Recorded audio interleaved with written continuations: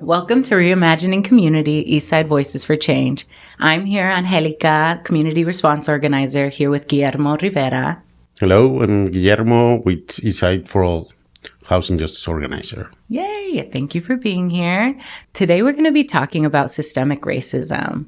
It's not your fault, it's the system. Systemic change is a big part of what we do here at Eastside for All. We're always fighting for social and racial justice, and that includes systemic racism. We have an entire coalition that works on hate crimes and bias-related incidents on the East Side and in King County.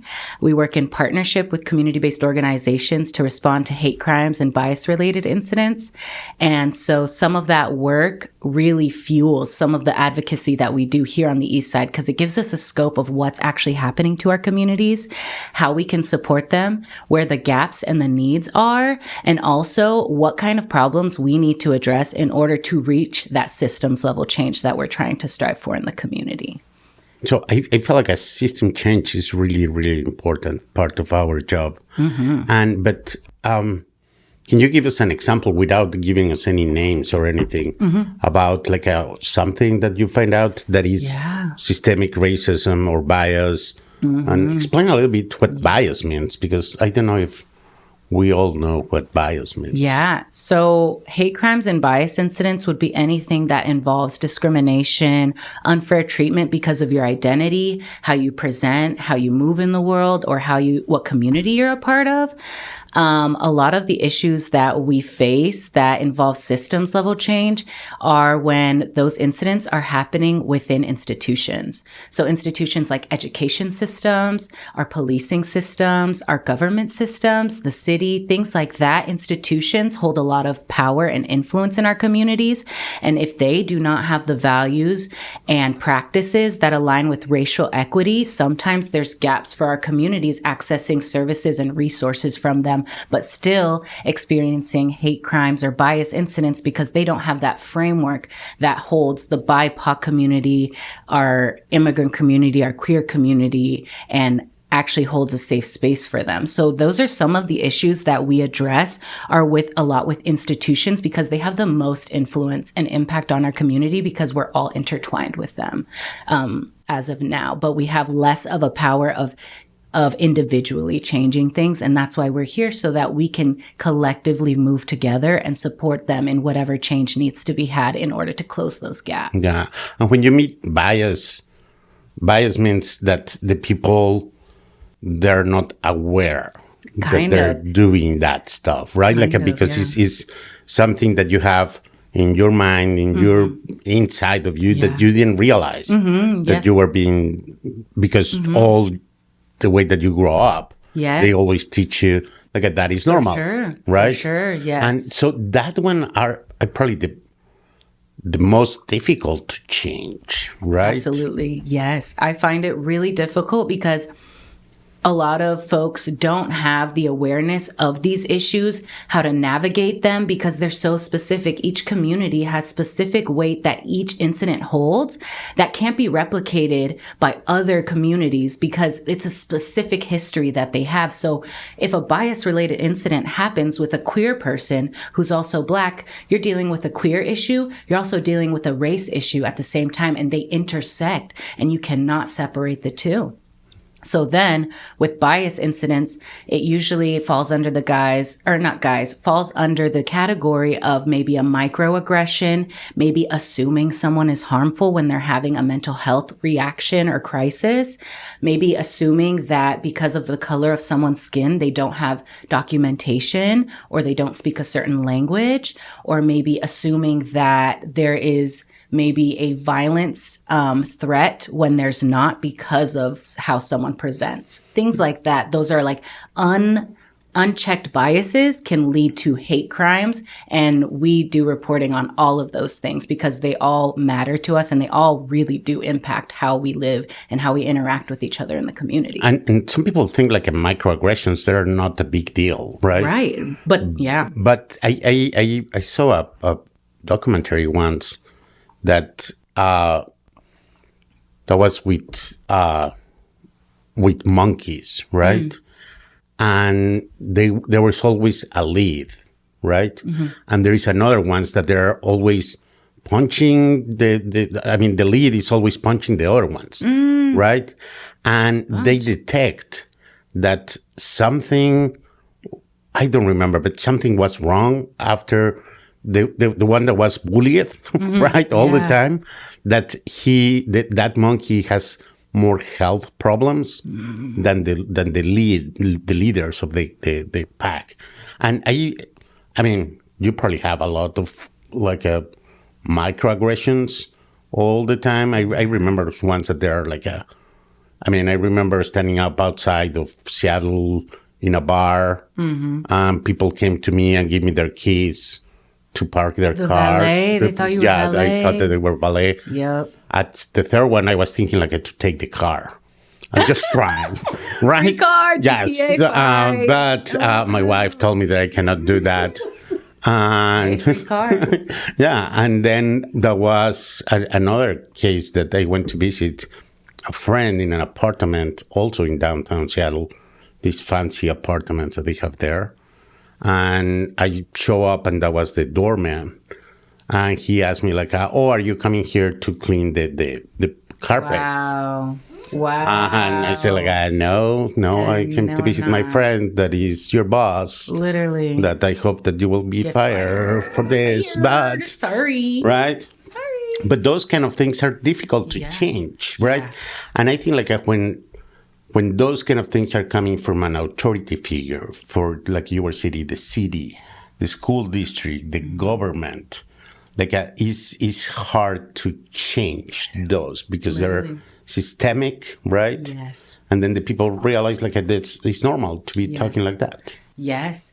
And I will say those things are difficult to change. And honestly, they may never stop from happening. However, we can stop how much weight it holds because we can have and make sure that our people's needs are met so that when someone's walking down the street and they call you a slur, it really holds no weight because you're walking into your house that you own and you're having your needs met and you're not having to struggle and be in this anxiety vortex of like, dang, if everybody's racist, how am I going to get a job? How am I going to pay the bills? How am I going to survive? Because my people are being oppressed financially with housing security, with all of our needs being up in the air. Will I be able to meet them or not?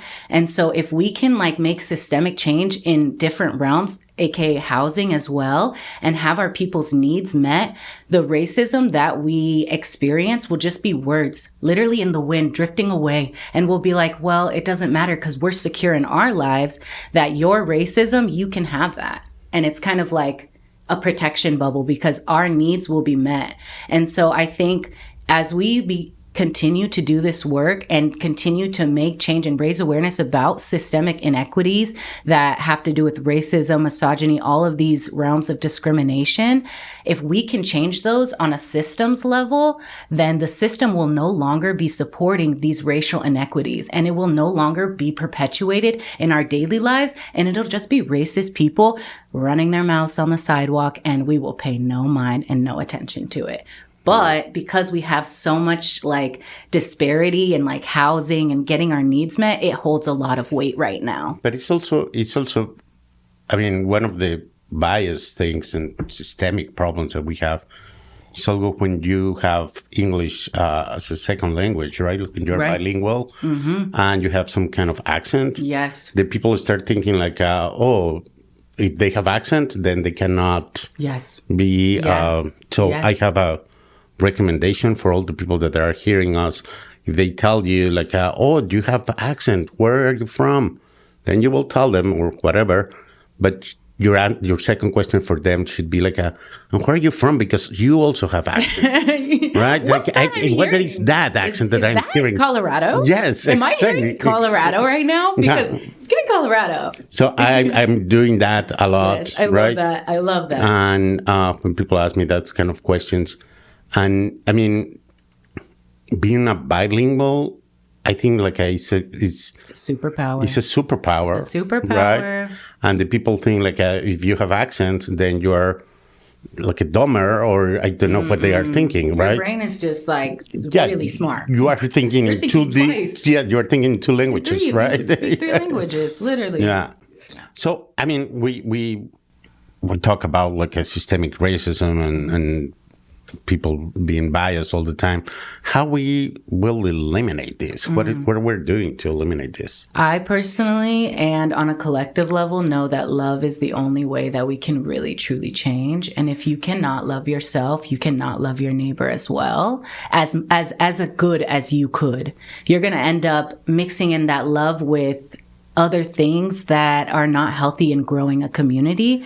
So in order to eliminate hate and bias in your life, you need to look inward, look at the parts of yourself that create those barriers for bias and hate, and try to love those parts of yourself that want to put hate out there for other people. Because if you can't love yourself, you're going to put out hate for other people. And how can we stand up for each other if there's no love inside?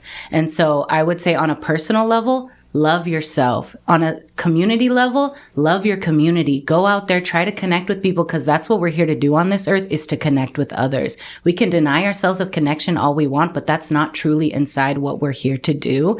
We're here for humanity. We're here for community. So find ways you can build community and then be okay with navigating conflict in community, because that's going to happen. A way that you can eliminate hate and bias in your life is really reflecting inward on your own self-love and ask yourself, what do I need in order to create loving and meaningful relationships in my community?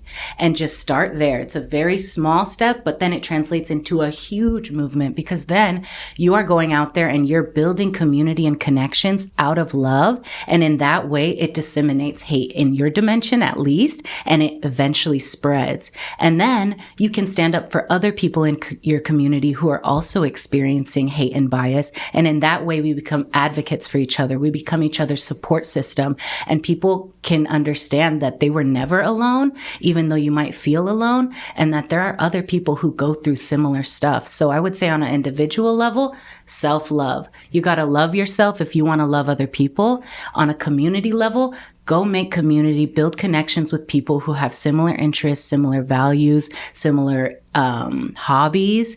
And then on an institutional level, on a systemic level, advocate for your communities, advocate for other people who go through things that you may have the privilege of not going through, but you can see that struggle because you also inside are an advocate, and advocate for each other and stand up for each other and work towards building that systemic justice that we're all working towards. And we have to work on our education too. Make sure you're educating yourself on how you can be a better advocate for yourself and for your community. But I will say all of it starts inside, and your internal will eventually reflect on your external. So if you're not feeling peace in your life, find that peace within yourself, and it will reflect on your external life eventually.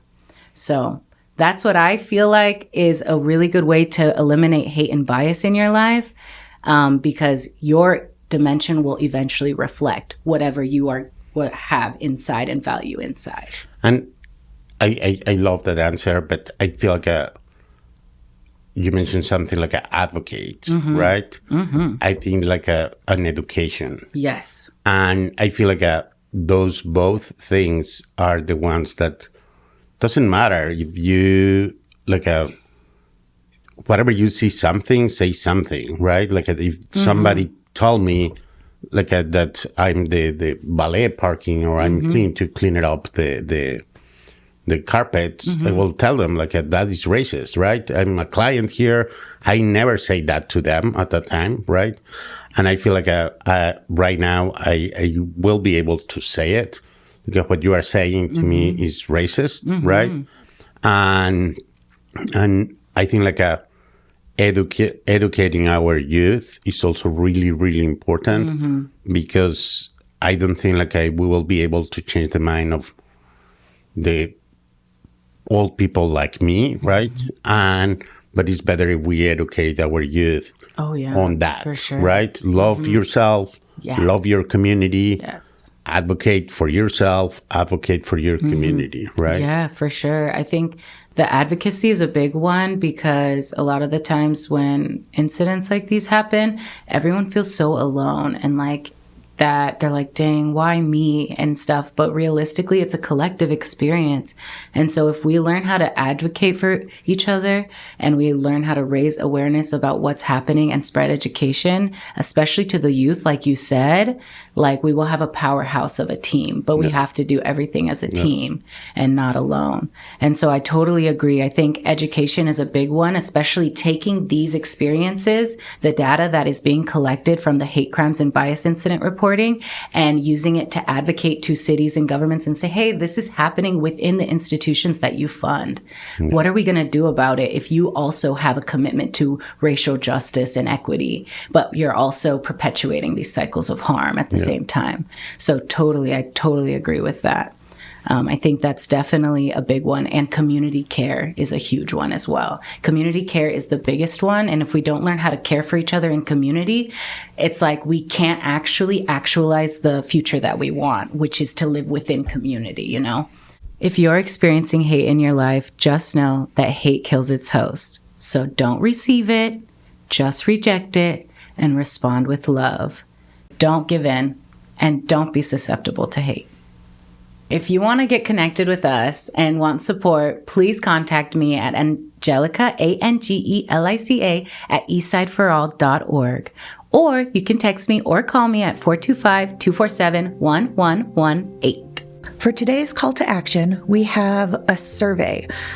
This is being hosted by the Eastside Environmental Equity Coalition, which includes Move Redmond, Eastside for All, Housing Development Consortium, 350 Eastside, Livable Kirkland, East Rail Partners, and more.